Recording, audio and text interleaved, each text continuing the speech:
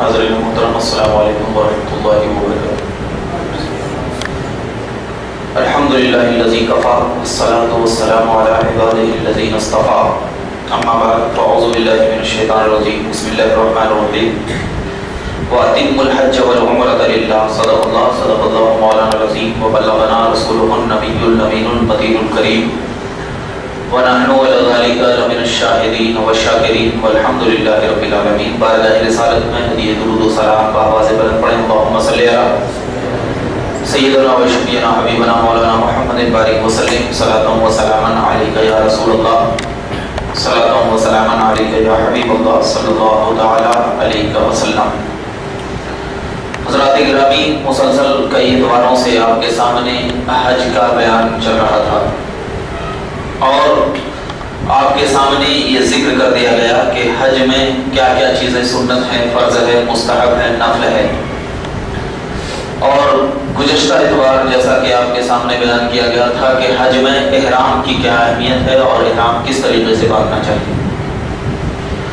اس کے بعد جب حاجی حج کرنے کے لیے یہاں سے نیت کرتا ہے تو مستحب یہ ہے کہ حج کے لیے یا عمرہ کے لیے جو سواری تیار رکھی ہو، جیسے پہلے کے زمانے میں لوگ حج کرنے کے لیے اونٹوں پہ جایا کرتے تھے، پیدل جایا کرتے تھے، یا جو سواری تھی اس پہ جایا کرتے تھے، لیکن آج کل کے زمانے میں زیادہ تر لوگ حج کرنے کے لیے فلائٹ سے جاتے ہیں، ایروپلین سے جاتے ہیں۔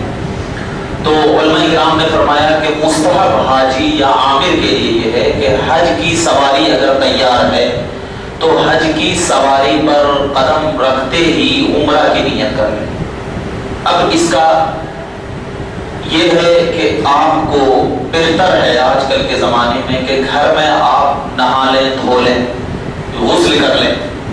غسل کرنے کے بعد آپ کو اگر ایئرپورٹ پہ یہ میسر ہو کہ وہاں پر ہم 2 رکعت نماز پڑھ سکتے ہیں، اتنی جگہ موجود ہو، تو آپ گھر میں غسل کرنے کے بعد احرام بھی باندھ لیں۔ احرام باندھنے کے بعد آپ محرم نہیں ہوں گے، آپ پر وہ چیز حرام نہیں ہوگی، کوئی بھی چیز جو پہلے حرام ہے، ایسا نہیں ہوگا۔ آپ ایئرپورٹ پہ جائیں، ایئرپورٹ پہ جانے کے بعد 2 رکعت عمرہ کی نیت سے نماز پڑھ لیں، نفل۔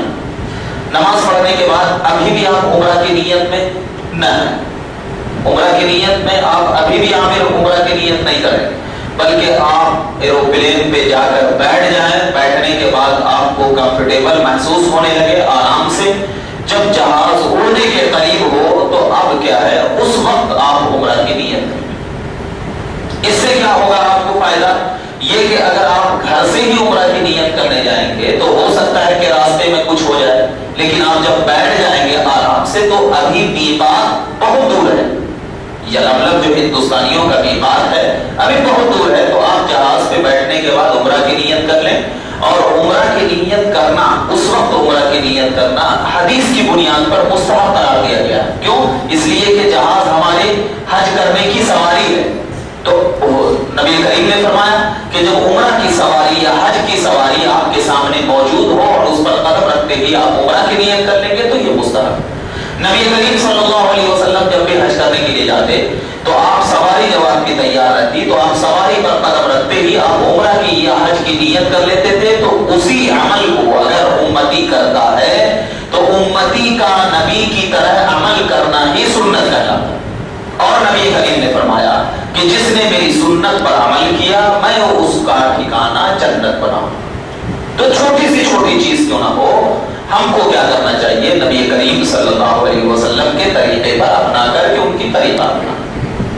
اب ہم جائیں گے، جانے کے بعد جب ہم عمرہ کرنے کے لیے یا حج کرنے کے لیے، عام طور پر یہاں کے جو حاجی جاتے ہیں تو حج کی 3 صورت ہے، ایک حج قران ہے اور ایک حج تمتع ہے اور ایک حج افراد ہے۔ سب سے افضل حج قران ہے۔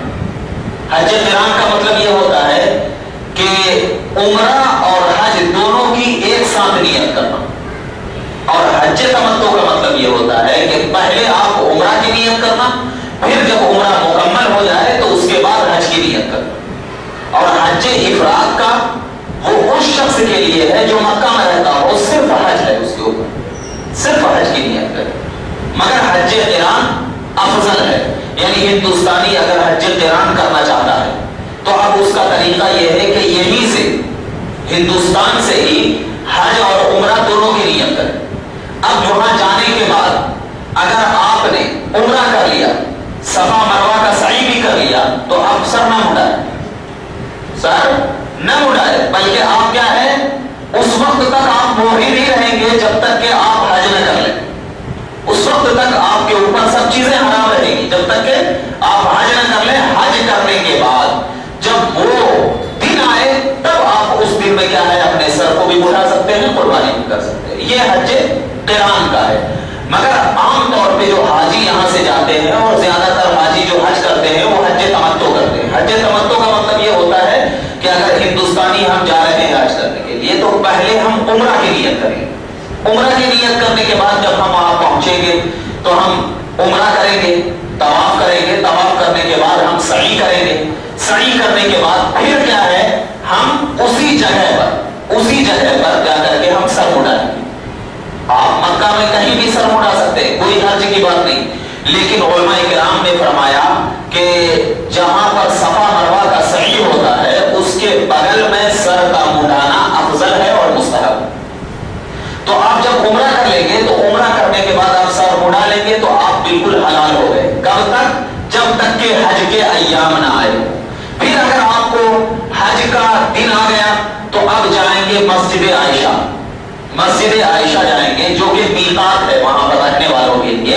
مسجد عائشہ جائیں گے یہ کیونکہ یہ بالکل قریب ہے. مسجد عائشہ کیا ہے؟ بالکل قریب ہے.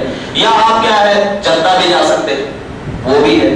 یا آپ کیا ہے ذوالحلیفہ بھی جا سکتے ہیں، وہ بھی قریب ہے. لیکن سب سے آسان مسجد عائشہ ہے. اب مسجد عائشہ جائیں، وہاں جا کر کے کیا ہے آپ احرام باندھیں، غسل کریں، 2 رکعت نماز پڑھیں. نماز پڑھنے کے بعد اب پھر حج کا احرام باندھ کر اب جب مکہ میں حج آئیں گے تب آپ کیا ہے حرام ہوگا.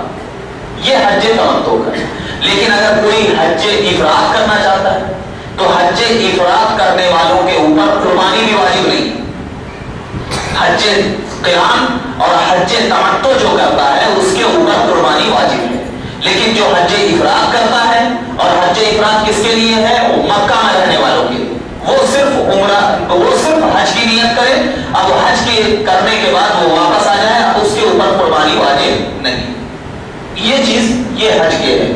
اب جو رہا حج میں، بعض لوگ وہاں جب جاتے ہیں ہم تو بعض لوگ وہاں پر کچھ فتوا دیتے ہیں. کیا فتوا دیتے ہیں؟ ہمارے اس میں سر کا منڈانا بھی ہے اور بال ترشوانا بھی. سر کا منڈانا بھی ہے اور بال ترشوانا بھی ہے. آئیے حدیث پاک میں اس تعلق سے بیان کرتا چلوں. جب حج میں عمرہ کر لیتے ہیں، عمرہ کرنے کے بعد کوئی شخص کیا ہے بال منڈا لیتا ہے. مسئلہ پہلے یہ ذہن میں رکھیے کہ پورے سر کو حلق کرانا، پورے سر کا حلق کرانا یہ افضل ہے، مستحب ہے، زیادہ فضیلت والا. لیکن اگر وہ کوئی شخص پورے سر کا حلق نہیں کروا سک رہا ہے تو وہ کیا ہے کچھ بال کٹوا لے. کوئی ضروری نہیں کہ سامنے کے ہی بال کٹوائے یا پیچھے کی کٹوائے، نہیں. جہاں پر آپ کو میسر لگے، آسانی لگے، آپ تھوڑا سا بال خود کٹوا لیں. یہ مسئلہ ہے، یہ مرد کے لیے ہے. لیکن عورتوں کے لیے سر مڑانا نہیں ہے، بلکہ کیا ہے اپنے جو لمبے بال ہیں اس میں سے تھوڑا سا کٹ کر سکتی ہے. اس کا یہ حلق نہیں ہے بلکہ اس کو قصر کہا جائے. اب وہاں پر جانے کے بعد کہتے ہیں کہ 1 بال کٹاؤ تو جائز نہیں ہے، 2 بال کٹاؤ تو جائز نہیں ہے، 3 بال کٹاؤ تو جائز نہیں ہے. سب سے پہلے ایک چیز ذہن میں دیتا ہوں، جب کسی مسئلے کا ہو، کسی بھی مسئلے کا ہو، جب حدیث پاک میں مقرر نہ کیا گیا ہو، ذہن میں رکھیے گا. مطلب یہ ہے کہ اللہ کے رسول نے یہ نہیں فرمایا کہ 3 وقت کی نماز پڑھو. اگر کسی مسئلے کا ہو، جیسے کہ اللہ کے نبی صلی اللہ علیہ وسلم نے ارشاد فرمایا کہ راتوں میں نماز پڑھا کرو، راتوں میں کیا کرو؟ نماز پڑھا کرو.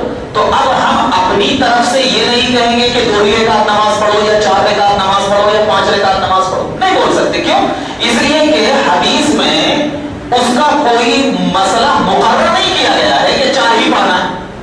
ایسے ہی حدیث مبارکہ میں اللہ کے نبی صلی اللہ علیہ وسلم نے ارشاد فرمایا کہ کیا ہے یا تو حلق کراؤ یا تو قصر کرو. قصر کا مطلب بال کو کٹواؤ. تو اگر کوئی شخص 1 بال بھی کاٹ دے رہا ہے، کوئی شخص 1 تو کاٹنا ہوا نا. اور جب کاٹنا ہوا تو کاٹنے کے اوپر ایک بال کے کاٹنے کا بھی اطلاق ہوتا ہے. تو اب اسی بنیاد پر علماء نے مسئلہ بیان کیا ہے کہ یا تو پورے سر کا بال اڑا دینا. تو اگر پورے سر کا بال اڑانے میں آپ کو تکلیف محسوس ہو رہی ہے تو آپ تھوڑا سا بال کچھ بھی کاٹ لیں. اب اگر کوئی مسئلہ بیان کرے تو ان سے حدیث پوچھا جائے, کیا حدیث میں یہ آیا ہے کہ 3 بال کاٹو یا 4 بال کاٹو یا 5 بال کاٹو؟ نہیں. جب حدیث میں مطلق کاٹنا آیا ہے تو 1 سے لے کر پورے سر کے بال کو بھی ہم کاٹ سکتے. اتنا ذہن میں رکھو, کیونکہ بہت سارے لوگ ہیں جو آپ کو بیان کریں گے اور ہمارے بھائی ہیں بولیں گے ہاں مکہ میں ایسا ہوتا ہے, مدینہ میں ایسا ہوتا ہے, ہندوستان میں تو کچھ الگ ہو رہا ہے.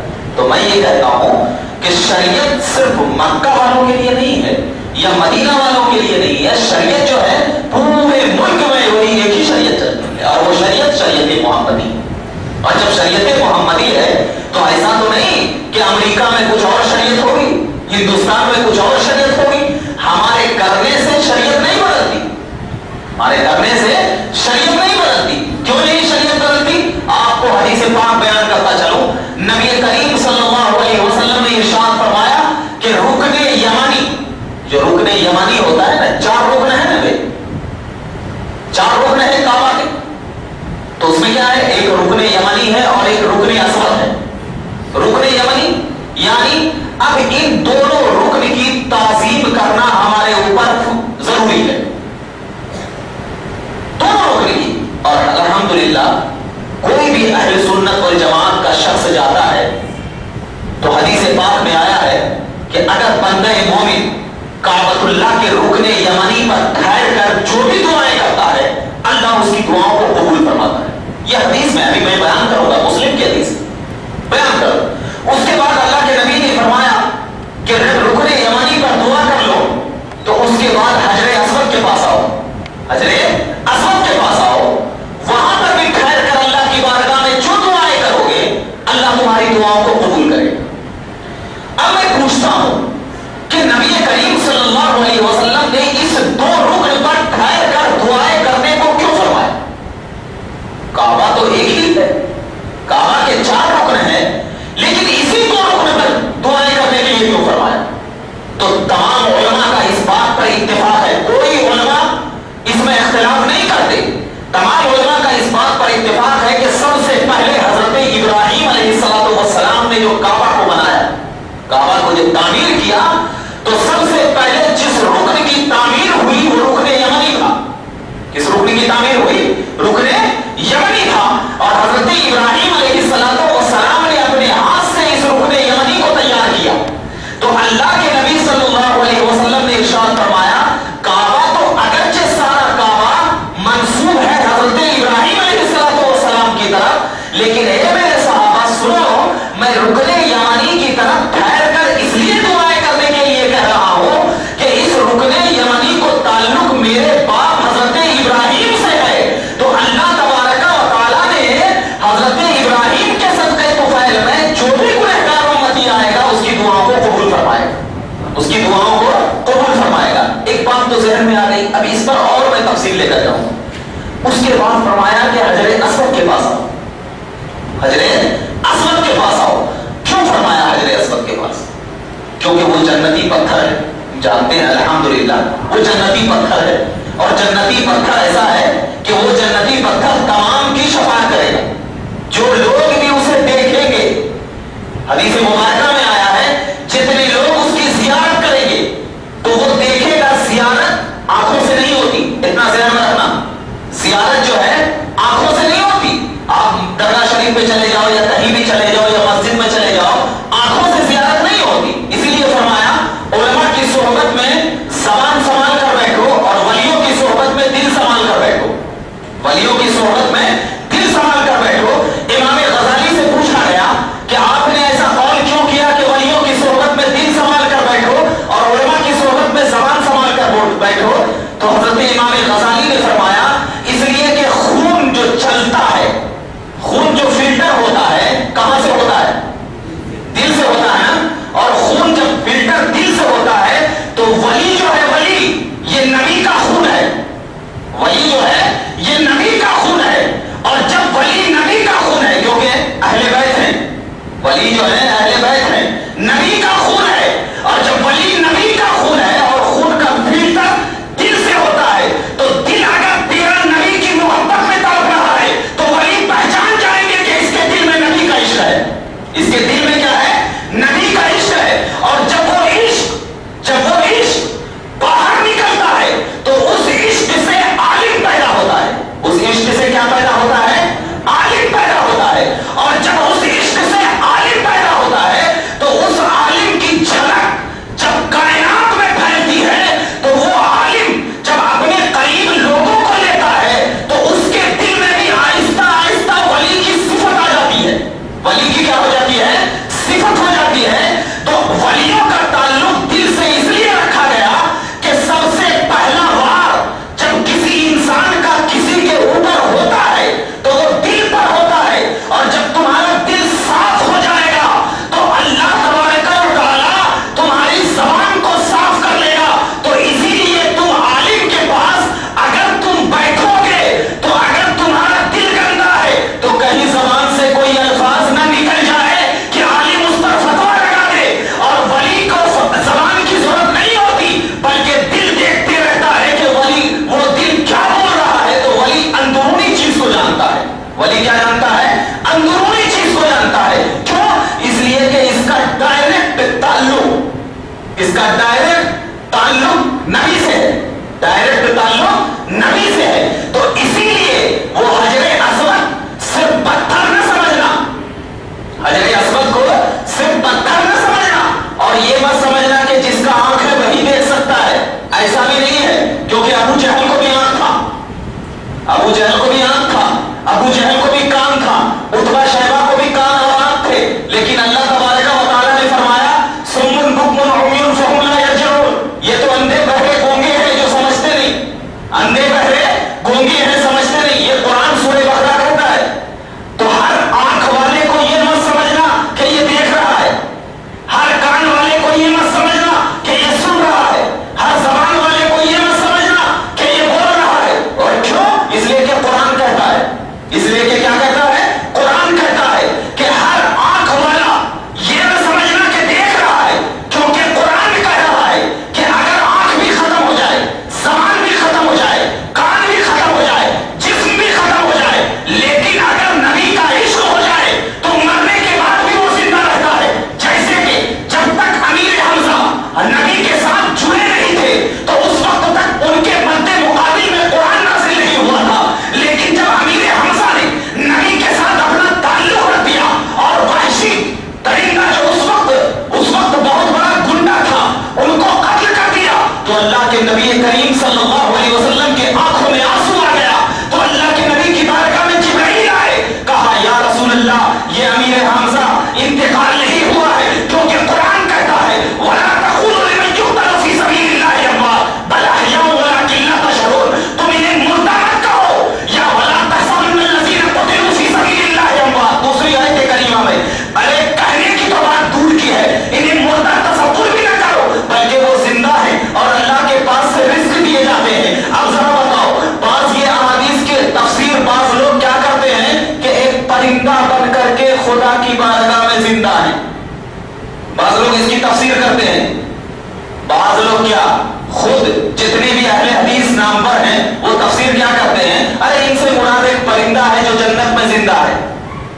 तुमको मुराद लेने के लिए कौन कहा है?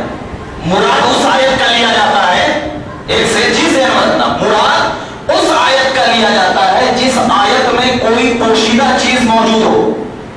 और यहां पर आखिर कह रही है कि मुर्दा मत समझो, आखिर कह रही कहां पोशीदा है, कहां पोशीदा है, और उसके मद्दे मुकाबिल में दूसरी आयत आ रही है सुम्मुन बुक्मुन उम्युन फहुम ला यरजिऊन।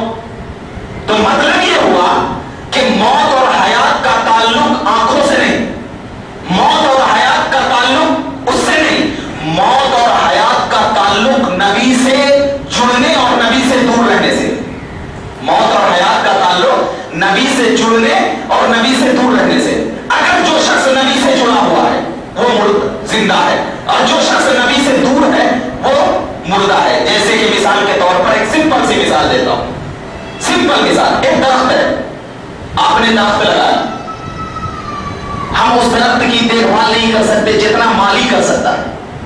یعنی جو درخت کو پیدا کرتا ہے وہی تو اس کی دیکھ بھال کرتا ہے نا. یعنی اس کو معلوم ہوتا ہے کہ اس درخت میں کون سا پانی چاہیے, کیا اس درخت میں کیا چیز کی ضرورت ہے کہ وہ درخت جلدی بڑھے گا, ہے نا. اگر اس مالی نے اس درخت کو 2 مہینے تک چھوڑ دیا وہ درخت مر جائے گا. مرے گا کہ نہیں مرے گا؟ اگر اس درخت کا تعلق مالی سے رہا, کیوں؟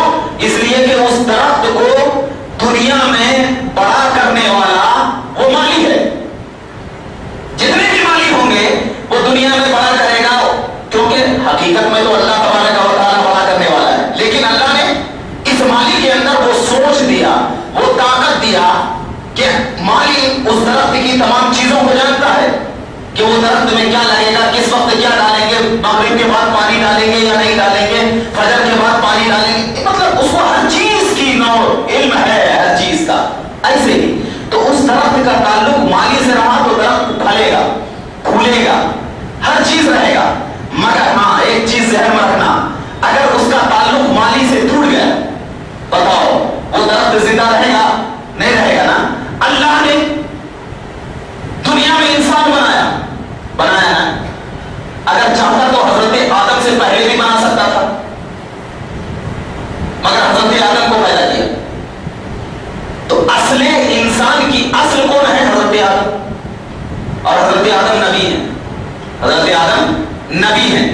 اس کے بعد حضرت آدم سے پورے لے کر چلتے گئے تو اصل انسان حضرت آدم. اور اللہ نے فرمایا, نبی کریم صلی اللہ علیہ وسلم کی حدیث قدسی ہے, لولا لما خلقت الافلاک لولا لما خلقت الجن والانس لولا لما خلقت القلم لولا لما خلقت الجنہ او کما قال رسول اللہ صلی اللہ علیہ وسلم. اے محبوب, اگر آپ کی پیدائش مقصود نہ ہوتی تو میں جنات کو بھی پیدا نہ کرتا, میں یہ دنیا بھی نہ بناتا, میں یہ آدم کا وجود بھی نہ لاتا. تو مطلب کیا ہوا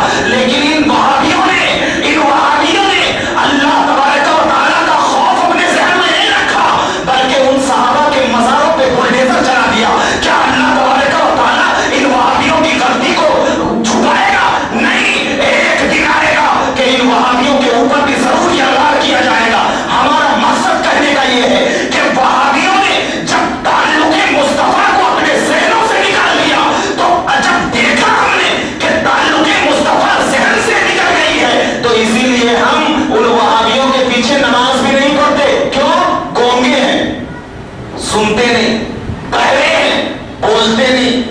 مطلب کیا ہے اس کا؟ مطلب یہ ہے کہ جب آپ کو یہ بات معلوم ہو جائے گی کہ موت اور حیات کا تعلق دل سے ہے، موت اور حیات کا تعلق کس سے ہے؟ دل سے ہے. تو اب ذرا سمجھ لینا کہ دل اگر محمد کی طرف ہے، کسی کا بھی وہ ہمارا ہے. لیکن اگر دل موبائل کی طرف ہے، دل چپل کی طرف ہے، تو دل اگر جان نماز کے کنکریوں کی طرف ہے تو نہیں.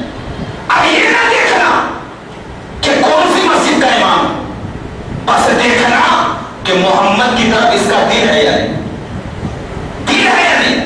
اگر دل نبی کی طرف ہے تو ہم اس کے پیچھے نماز پڑھیں گے. بتانے کا مقصد یہی تھا میرا، بتانے کا مقصد یہی تھا.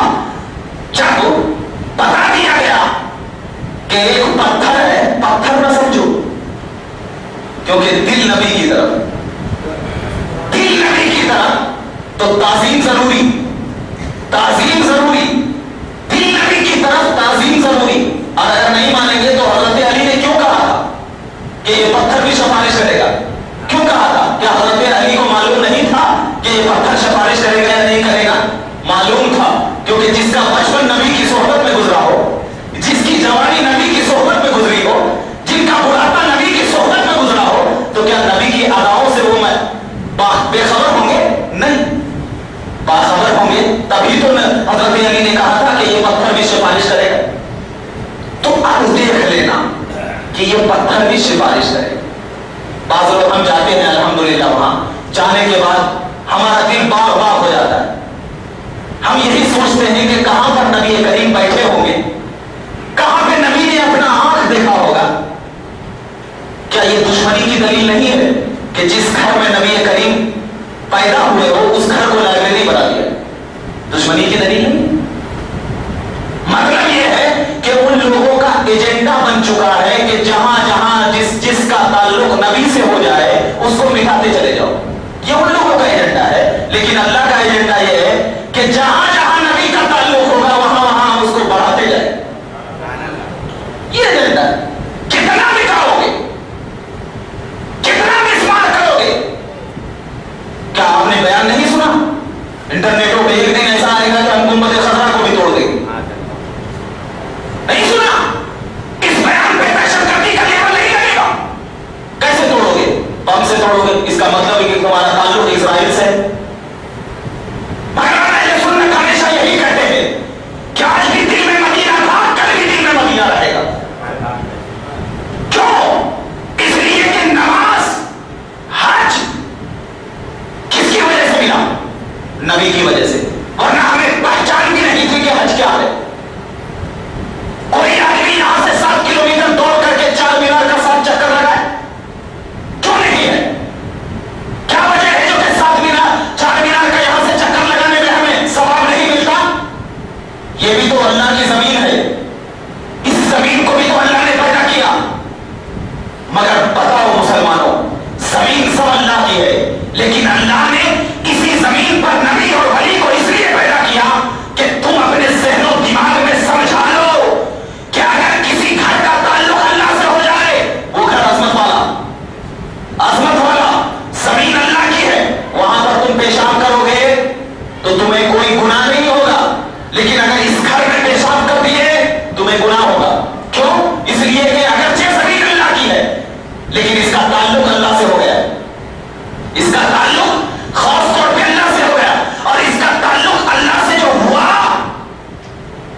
یہ آپ لوگوں نے کیا، ہم لوگوں نے کیا، جگہ کو مخصوص کیا. یہ ہم لوگوں نے ایک گھر کو 4 دیواری میں بڑھا دیا، بنا دیا. اب اس کی بھی عزت و تعظیم، اس کی بھی عظمت. یہاں پہ زور سے اگر گفتگو کرو گے تمہارے گناہ لکھے جائیں گے، تمہارے نام اعمال چلا دیے جائیں گے. بے ادبی سے بیٹھو گے تو اللہ تمہارے نام اعمال میں گناہ لکھے گا. کیوں؟ آپ لوگوں نے اس کا گھر کا گھیراؤ کر کے اللہ کا گھر بنایا.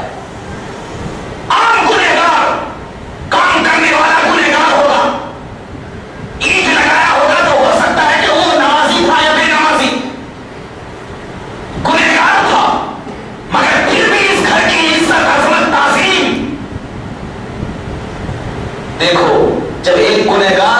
کے گھر کو بناتا ہے تو اب وہ گھر کی تعظیم ضروری. جب ایک نبی اللہ کے گھر کو بنائے تو ایک نبی اللہ کے گھر کو بنائے تو اس کی تعظیم کتنی نہیں ہوگی, کتنی عزت اور احترام سے ہم نہیں دیکھیں گے. حتیم جاتے ہیں, آپ حتیم میں نماز پڑھتے ہیں نا, الحمدللہ. اللہ کے نبی نے فرمایا جس نے حتیم میں نماز پڑھا اس نے کعبہ میں نماز پڑھا. جس نے حتیم میں نماز پڑھا اس نے کعبہ میں نماز پڑھا, اور جو کعبہ میں نماز پڑھے گا اس کا ٹھکانہ تو جنت ہے, جنت ہے. تو اب یہ حتیم کو گھیراؤ کر دیا گیا. یہ کون دنیا کے لوگوں نے کیا؟ نبی دنیا میں, رسول دنیا میں, ولی دنیا میں, سب دنیا کے لوگوں نے کیا. مگر پھر بھی عزت اور تکریم ہو رہی ہے, عظمت ہو رہی ہے. مسجد حرام میں چلے جاؤ, نماز پڑھ رہے ہو, 1,00,000 ثواب. مگر کب ہوگی ثواب؟ جب نماز ہوگی. بعض لوگ کہتے ہیں ارے وہاں ہم جاتے ہیں الگ نماز کیسا پڑھیں, وہاں تو امام ہے, اور لوگ دھانس کیا دیتے ہیں. معلوم کیا اللہ کو نہیں معلوم ہے کہ اپنے گھر کی ذمہ داری کس کے ہاتھ میں دی جائے؟ نہیں معلوم. ہم کہے سب معلوم ہے, سب معلوم ہے. اللہ نے جنت بھی بنایا, جہنم بھی بنایا. اللہ نے جنت بھی بنایا, جہنم بھی بنایا. کیوں بنایا؟ تو کیا اللہ اتنا بے رحم تھا کہ اللہ کسی کو بھی جہنم میں ڈال کر کے جلا دے؟ حالانکہ جب ہم پڑھتے ہیں تو بسم اللہ الرحمن الرحیم, اللہ کے نام سے شروع جو بڑا مہربان بنایت رحمان. تو اللہ اپنے اس میں رحم رحیم پھر جہنم میں ڈال کر جلانا کیوں جب اللہ رحیم ہے؟ تو مطلب یہی ہے کہ اللہ تبارک و تعالیٰ نے جو ہماری تقدیر بنائی, یہ تقدیر بنانے سے پہلے اللہ کے علم میں تھا کہ یہ بندہ کیا کرے گا, یہ بندہ کیا کرے گا. اب اللہ کو یہ نہیں معلوم تھا کہ 600 سال 6,000 برس 6,000 سال تک ابلیس نے کیا کیا تھا. کہ اللہ کو یہ نہیں معلوم تھا 6,000 برس کے بعد ابلیس نافرمانی کر کے جہنم سے میرے بارگاہ سے نکالا جائے؟ نہیں معلوم تھا. پھر کیوں رکھا اللہ 6,000 برس تک فرشتوں کا تعلیم دینے والا معلم بنا کر؟ تو یہی چیز بتانا چاہتا ہوں, انسان اللہ کی علم اور حکمت پر اعتراض نہ کرو. اللہ کے علم اور حکمت پر اعتراض نہ کرو. اللہ ڈھیل دیتا ہے. تم کتنا گناہ کر سکتے ہو کرو, کتنا کر سکتے ہو کرو. ایک دن تو آئے گا جب اللہ کہے گا ان بطش ربک لشدید, اللہ کی پکڑ بہت بہت سخت ہے. اور ایک چیز ہم یہ اعتراض کرتے ہیں تو دوسرا اعتراض تو یہی ہوتا ہے نا کہ صحابہ سے تو ہمیں سیکھنا چاہیے, کیونکہ فرمایا علیکم بسنتی و سنت الخلفاء الراشدین, تم پر میرا طریقہ بھی ضروری ہے اور صحابہ کرام کا بھی طریقہ ضروری ہے. صحابہ سے سیکھنا چاہیے. آپ کو معلوم ہوگا کہ جب مدینے پر بلوائیوں نے حضرت عثمان کے خلاف جنگ کر دیا تھا اور ان بلوائیوں نے حضرت عثمان کو قتل کر دیا تھا, تو اس وقت جو سردار تھا جس کا نام مروان بن حکم تھا, سردار تھا, وہ بہت بڑا قاری تھا, بہترین تھا, قرات کرتا تھا. اس وقت مسجد نبوی کا امام مقرر ہوا. اس وقت صحابہ بھی موجود تھے.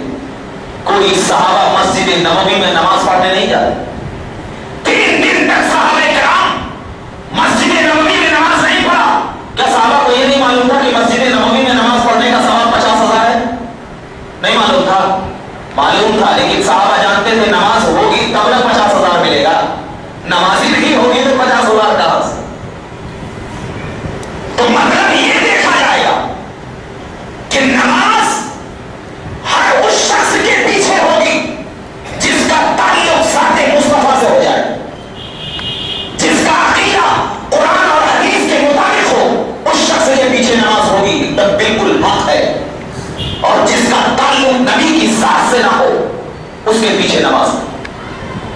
بہت ساری گستاخیاں ہیں.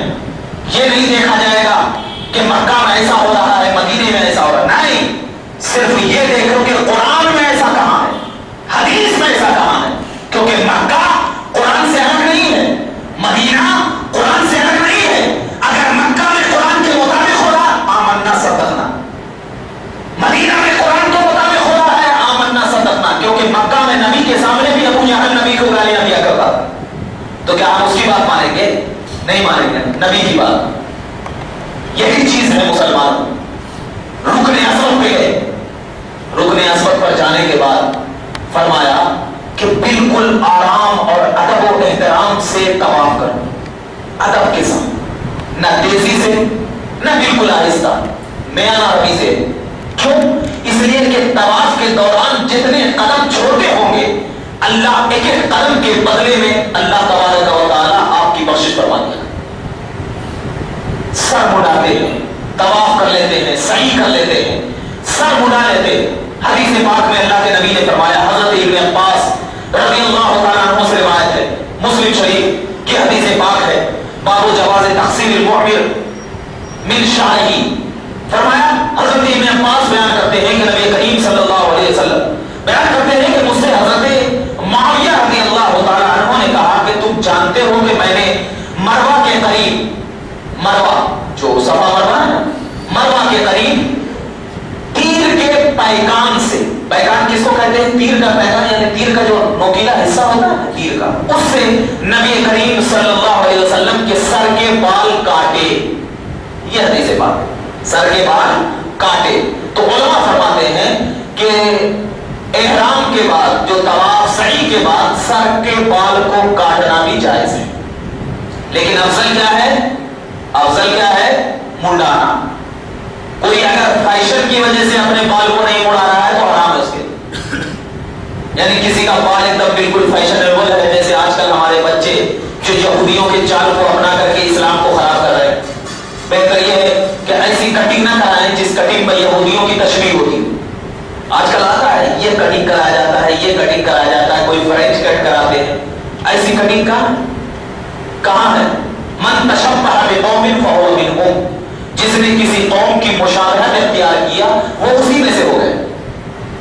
آج ایک دم بد جانور کی کٹنگ کی جاتی ہے, سامنے ایک دم اٹھا کر کے یہاں پورا ہے. بہت ہمارے نوجوان بچے اسی میں پڑے ہوئے. اپنے چہرے کو برباد کرو. اگر خدا نہ کرے, خدا نہ کرے تم کٹنگ کرا کے آئے اور تمہاری موت ہو جائے, کیا جواب دو گے خدا کی بارگاہ میں کہ میں یہودیوں کے طریقے کو اپنا کے ابھی آ رہا تھا کہ میں مر گیا؟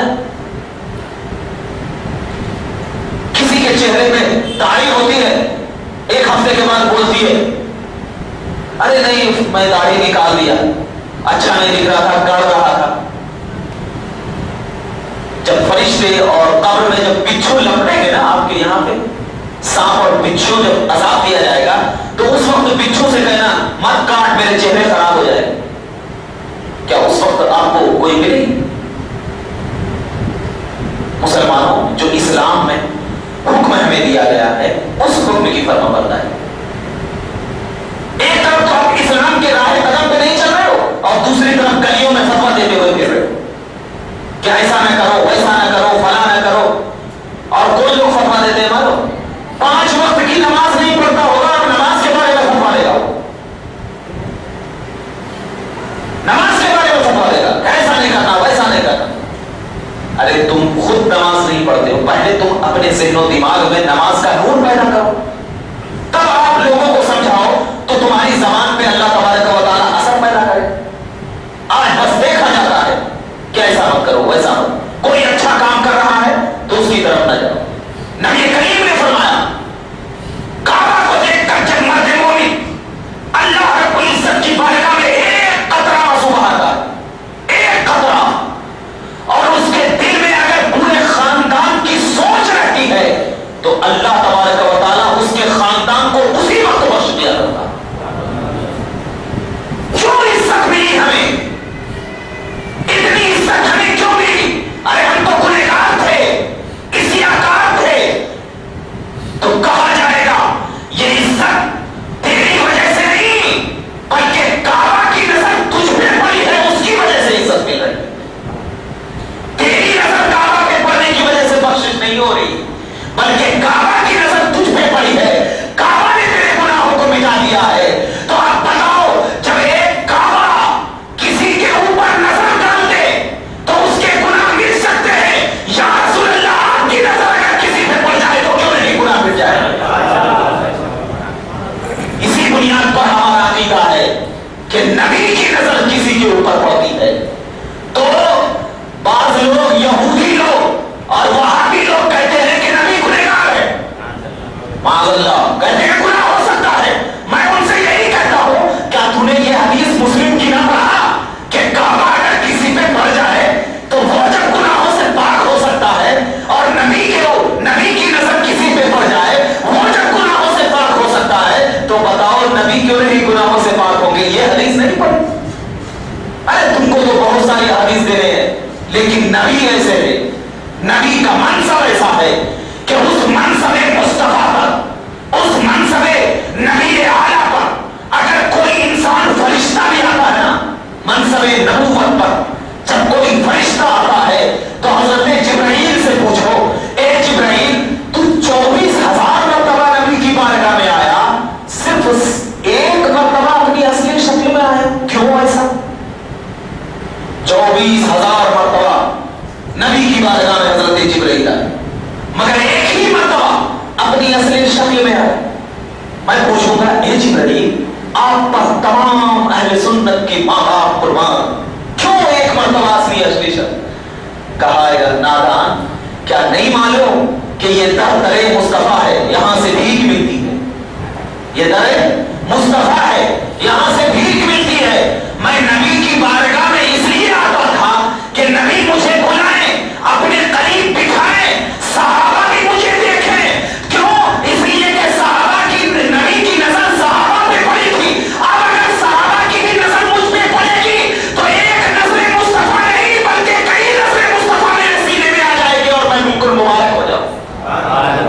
تو نبی جبرائیل بھی چاہتے تھے کہ ایک ہی نظر نہیں بلکہ کئی نظر ہو, اور حضرت موسیٰ بھی اسی مرتبہ, اسی وجہ سے 7 مرتبہ اللہ کی بارگاہ میں بھیجا تھا.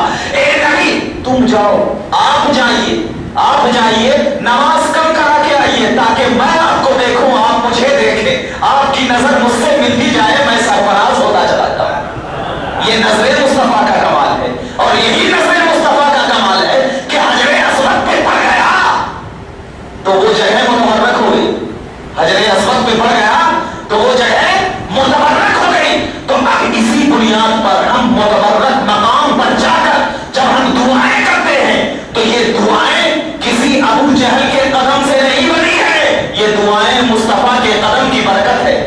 تو آج تم مسجد حرام میں رہو یا کعبہ کے اندر گھس جاؤ یا کہیں بھی چلے جاؤ, مگر جب تک نبی کا عشق نہیں ہوگا آپ کچھ بھی نہیں کر سکتے. شرط یہ ہے کہ مصطفیٰ کی نظر ہونا, شرط یہ ہے کہ نبی سے آپ کا تعلق ہونا.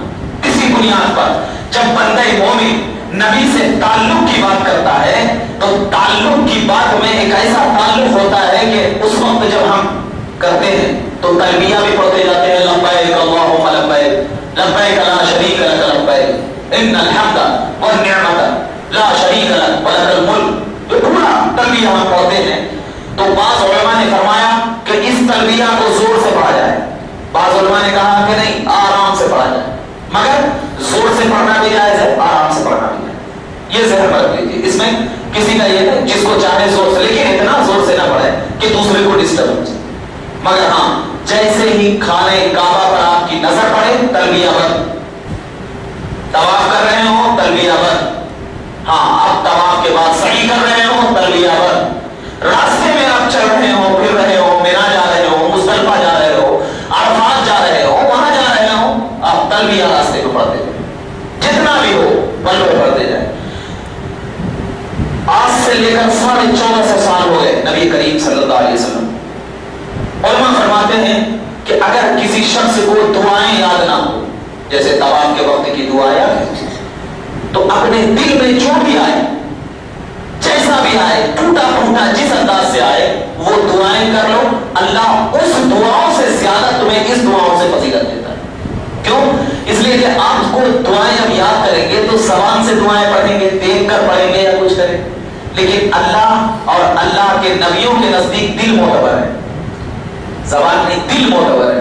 تو آپ اگر ٹوٹی پھوٹی انداز میں, کسی کو تیلگو آتی, کسی کو انگلش آتی, کسی کو کنڑ آتی ہے, ملیالم آتی ہے, وہ اس کی مادری زبان ہے, تو آپ اگر اپنی زبان میں دعائیں کریں گے تو یہ دعائیں دل سے نکلتی ہیں, دل سے نکلتی ہے. اور اسی لیے تو فرمایا گیا دل سے جو دعائیں نکلتی ہے نا تو اللہ تبارک و تعالیٰ اس دعاؤں کو جلدی قبول کرتا ہے.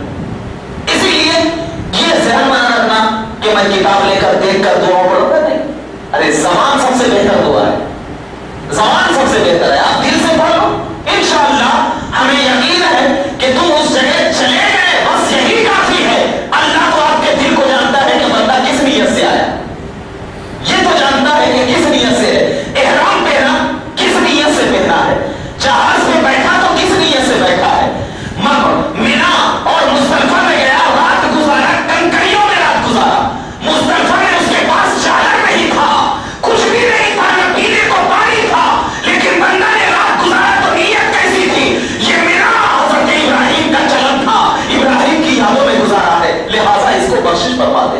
اے فرشتے اس کے چاروں طرف رہنا، کیونکہ یہ یادیں ابراہیم کو یاد کر رہا ہے. مینا میں جا رہا ہے، ابراہیم کو یاد کر رہا ہے. میدان عرفات میں دعائیں دھوپ میں کھڑے ہو کر کر رہا ہے، وہ یاد لے کر کر رہا ہے کہ نبی نے ایسا کیا تھا. وہ فرشتے ذرا سا بھی غافل نہیں رہنا، اس کے چاروں طرف فرشتوں کو مقرر کر کے کہتا ہے اب اس کی دعاؤں کو ایسے نہ لانا، بلکہ تو اپنے پر پر اس کی دعاؤں کو لا کر میری بارگاہ میں پیش کر. اللہ فرماتا ہے کہ جب دعاؤں کو اللہ کی بارگاہ میں پیش کیا جاتا ہے، پروردگار عالم کہتا ہے اے فرشتے گواہ رہنا، میں نے اس کی وجہ سے اس کے خاندانوں کی بھی بخشش فرما دیا جو حج کو نہیں آیا. کتنا مقام ہے، کتنا مرتبہ ہے، کیا ہے. آب زمزم ہے، پیتے ہیں ہم. ذرا دم تو بتا، آج بولتے ہیں نبی ہماری طرح ہے، ذرا دم ہے تو بول. اگر دوسرا پانی کھڑے ہو کر کوئی شخص پی رہا ہے تو حدیث پاک میں یہ آیا ہے کہ اس کے حلق میں ہاتھ ڈال کر نکال دو، قے کروا دو. کھڑے ہو کر اگر کوئی پانی پی رہا ہے، کیونکہ اگر اس کا عذاب معلوم ہو جائے تو زندگی بھر تک وہ کھڑے ہو کر کبھی پانی نہ پی.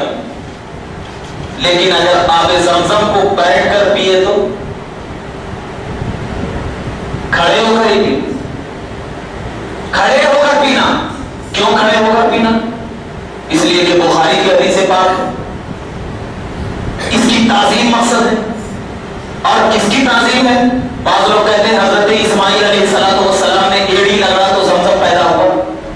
یہ روایت صحیح نہیں ہے.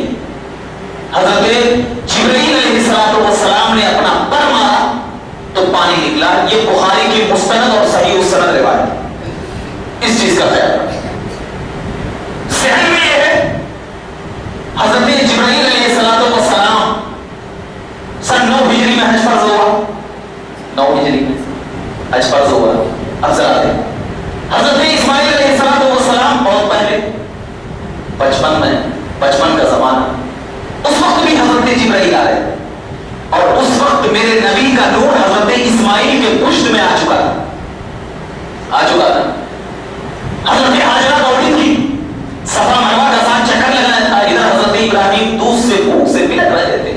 اللہ تبارک و تعالیٰ نے حضرت جبرائیل کو بھیجا. اے جبرائیل، میرا نبی اسماعیل ذبیح اللہ دودھ سے پیاسا ہے، انتظام کرو. کیا اللہ بغیر جبرائیل کے ذریعے انتظام نہیں کر سکتا تھا؟ کر سکتا تھا نا. بغیر جبرائیل کو کیوں بھیجا؟ بتانا مقصد تھا، تعظیم مقصد تھی.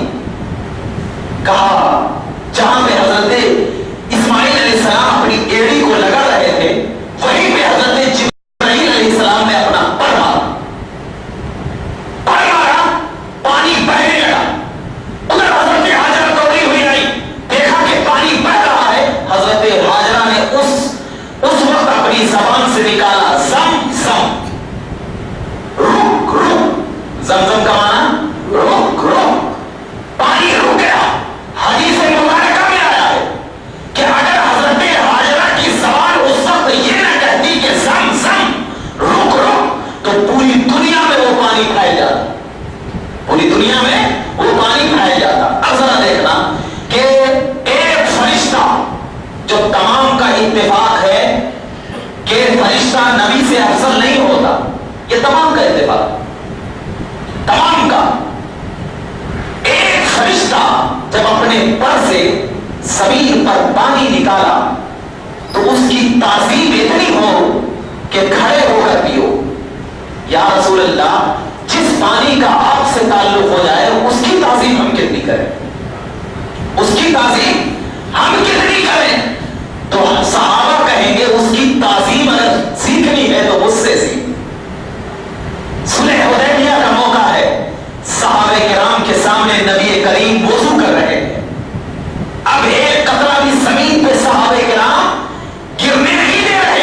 حضرت انس فرماتے ہیں کہ اس وقت 300 آدمی تھے اور بعض روایت میں ہے بخاری کے 500 آدمی تھے. اس کے بعد حضرت انس کہتے ہیں اگر پوری دنیا بھی ہوتی تو سرایت کر جاتی. یہ روایت فرمایا کوئی پی رہا تھا, کوئی آنکھوں کو لگا رہا تھا, کوئی سینے پہ مل رہا تھا, کوئی ماتھے پہ مل رہا تھا, کوئی اپنے سروں پہ لگا رہا تھا. یہ تعظیم, یہ عظمت کیوں؟ کہا یہ عام پانی نہیں, نبی سے نسبت ہے. اس کو یہ عام پانی نہیں, نبی سے نسبت ہے. تو اب میں بتانے کا مقصد یہ ہے کہ جب ایک فرشتے کا تعلق کسی پانی سے ہو جائے تو اب وہ پانی دوسرے پانی سے افضل, دوسرے پانی سے افضل. اب اس پانی کی طرح کوئی دوسرا پانی نہیں. تو جب پانی پانی کی طرح نہیں ہو سکتا تو نبی عام انسانوں کی طرح کیسے ہو سکتا ہے؟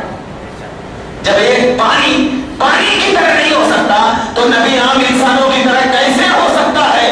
اسی لیے تو صاحب, ارے آج کا یہ معمول نہیں ہے, آج کا معمول نہیں. حضرت موسیٰ علیہ السلام کے دور میں بھی یہ کہا گیا تھا کہ جب موسیٰ علیہ السلام نے اپنا عصا دریائے نیل پہ مارا تھا تو 12 راستے بنے تھے. 12 راستے سورہ بقرہ کی رکوع نمبر 5 میں جا کر دیکھ لیجیے. 12 راستے بنے تھے. جب فرعونیوں نے حضرت موسیٰ علیہ السلام کو لے کر کے دوڑایا تھا, اس میں ہی ڈبو دیا گیا تھا نا فرعونیوں کو. 12 راستے ملے تھے. کیوں؟ عصا لاٹھی تو تھی لیکن موسیٰ کی طرح وہ عصا نہیں تھا.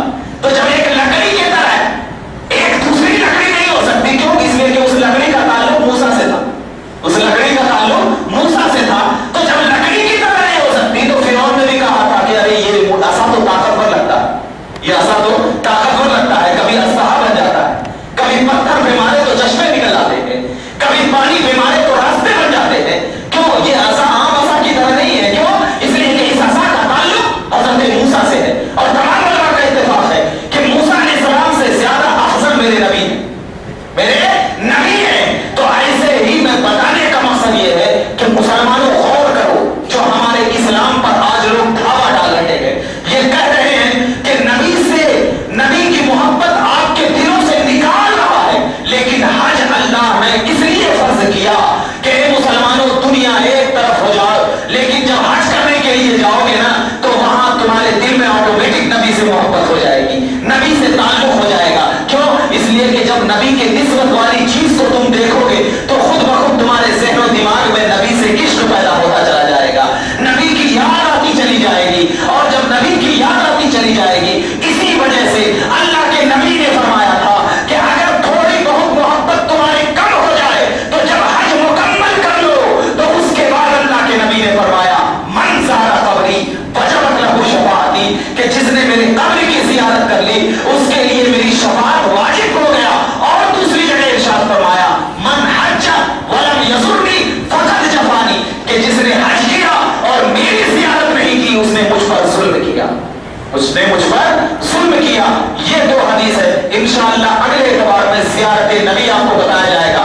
بتانے کا مقصد یہی ہے کہ آج بہت سارے لوگ ہیں کہتے ہیں حج کر لو واپس ہو جاؤ, حج کر لو واپس ہو جاؤ. تو پھر نبی سے محبت کیوں ہوگی؟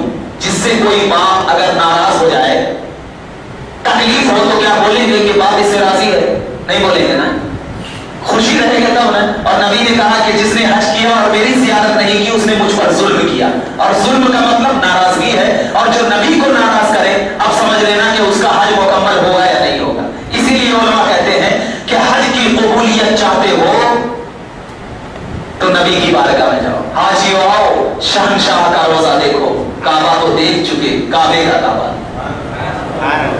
یہی چیز ہے انشاءاللہ اگلے اس میں.